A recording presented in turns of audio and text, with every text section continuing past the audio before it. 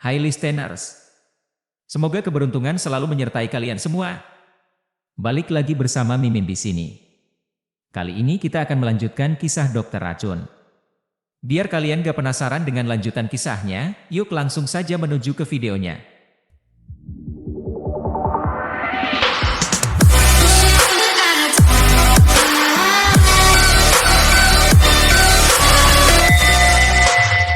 Bab 34, Kontroversi Cao Gui. Su Chunliang baru saja menyelesaikan sesi latihan paginya di Biro Kesehatan ketika ia memutuskan untuk pergi ke kafetaria untuk makan siang prasmanan yang disediakan oleh kupon makanan yang diberikan oleh penyelenggara konferensi. Selama pagi itu, ia telah melakukan percakapan yang cukup mendalam dengan Zhao Feiyang, dan keduanya telah cukup akrab satu sama lain. Su Chunliang telah mengetahui bahwa Zhao Feiyang, yang berusia 39 tahun, menduduki jabatan Wakil Direktur di Departemen Urusan Medis Rumah Sakit Pusat. Zhao Feiyang mengambil inisiatif untuk bertukar informasi kontak, dan selama makan siang mereka, ia secara kebetulan menemukan video tentang perselisihan di Pusat Kecantikan Rumah Sakit Changxing, yang segera ia tunjukkan kepada Su Chunliang. Dengan cepat mencari di ponselnya, Su Chunliang terkejut menemukan bahwa video-video tersebut telah mendapatkan perhatian yang signifikan, dengan sebagian besar netizen berpihak pada pasien yang merasa tidak puas. Ia tidak menyangka bahwa insiden ini akan berkembang menjadi masalah sebesar ini. Sudah cukup lama baginya untuk menyadari bahwa kontraktor yang bertanggung jawab atas pusat kecantikan tersebut adalah keponakan Direktur Gu Houyi. Zhao Feiyang, agak terkejut, berkomentar, "Bukankah Anda berasal dari Departemen Medis? Seharusnya Anda menyadari seberapa besar masalah ini telah menjadi." Mengernyitkan keningnya, Su Chunliang, yang masih memiliki rasa kehormatan kolektif yang kuat, percaya bahwa masalah keluarga seharusnya dijaga kerahasiaannya.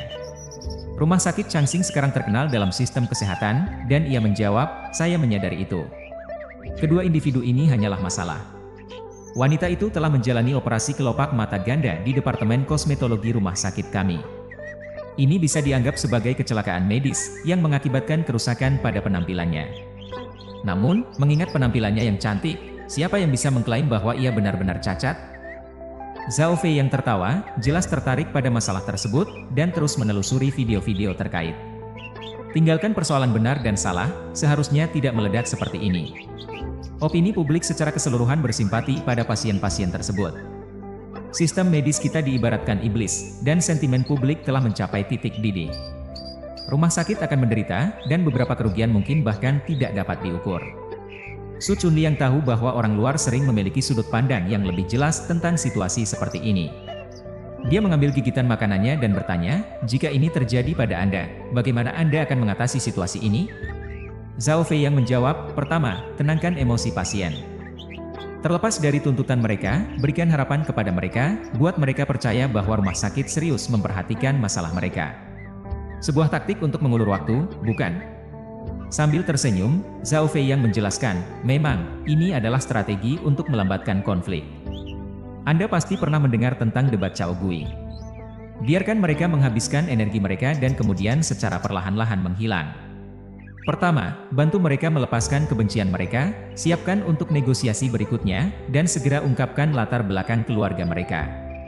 Setiap orang memiliki kelemahan dan hubungan sosial, dan begitu Anda mengidentifikasi kelemahan tersebut, solusi untuk masalah akan muncul." Su Chunliang tidak pernah terlalu serius menganggap perselisihan ini, sebagian besar karena ia tidak pernah suka pada Cai Rongjuan dari awal dan tidak memiliki keinginan untuk membantu seorang wanita seperti itu. Zhao Feiyang bukanlah individu yang sederhana, ia menangani masalah dengan teliti dan tahu kapan harus maju dan kapan harus mundur. Jika pria ini menjadi direktur Departemen Medis di Changxing, kemungkinan besar ia akan melampaui Yao Wenbin dengan jauh. Pendekatan Anda baik, tetapi sekarang situasi telah memburuk, metode ini mungkin tidak seefektif itu. Komentar Su Chunliang. Zhao Feiyang menjawab, "Opini publik adalah senjata bermata dua. Ini juga bisa digunakan melawan Anda. Meskipun kebebasan berbicara sangat ditekankan saat ini, kita tidak bisa membiarkan berita yang tidak terbukti menyebar, atau masyarakat akan tenggelam dalam kekacauan. Anda seharusnya segera menghubungi Departemen Pemantauan Jaringan untuk menghapus video-video ini, mengeluarkan peringatan kepada mereka yang terlibat dalam insiden ini, dan jika dikonfirmasi bahwa mereka terlibat dalam pencemaran nama baik dan pemalsuan fakta, mereka dapat dituntut secara hukum." Selain itu, kita harus segera merilis pernyataan klarifikasi untuk meminimalkan dampak negatifnya pada masyarakat. Terkesan, Su Chunliang berkata, Anda benar-benar tepat. Sayangnya, bakat Anda tidak digunakan dalam departemen medis. Zhao Fei yang tersenyum dan menjawab, para atasan telah menunjukkan minat untuk mempromosikan saya. Saya percaya Anda bisa melakukannya. Ketika Anda menjadi direktur, saya akan mengajak Anda makan malam untuk merayakannya. Deal. Su Chunliang, seorang anggota departemen medis, kembali ke rumah sakit ketika hari kerjanya hampir berakhir.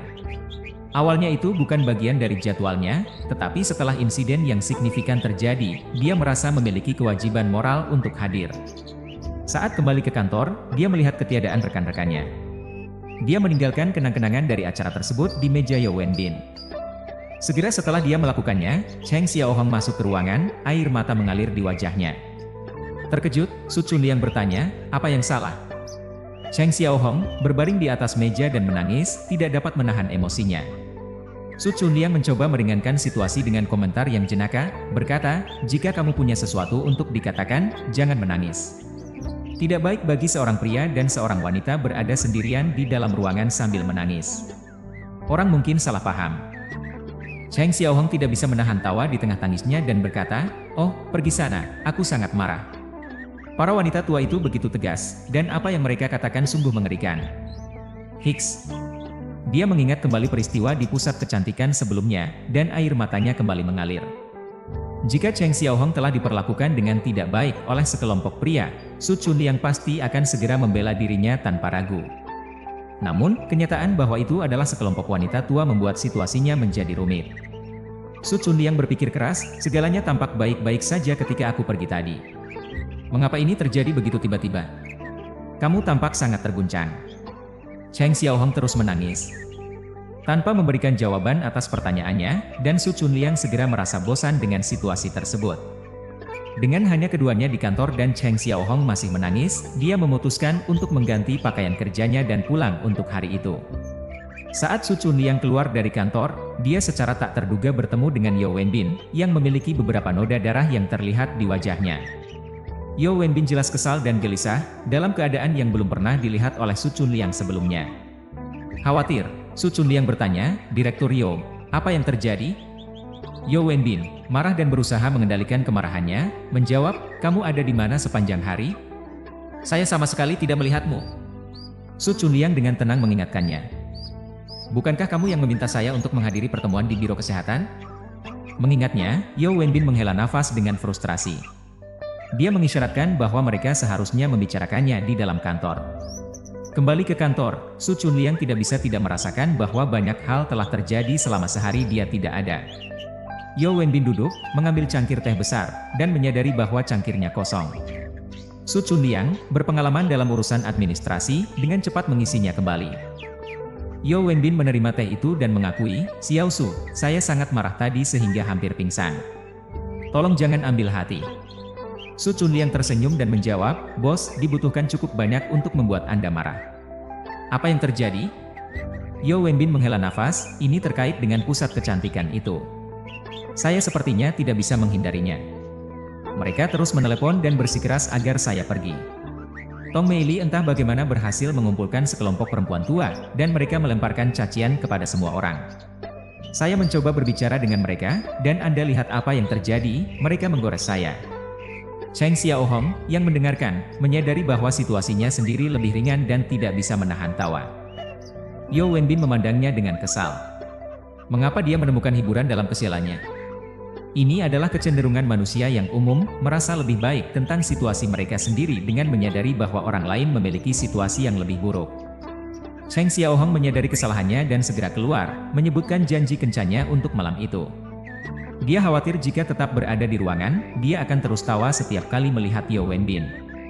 Yao Wenbin kemudian menceritakan peristiwa-peristiwa hari itu dengan detail, termasuk frustrasinya sendiri.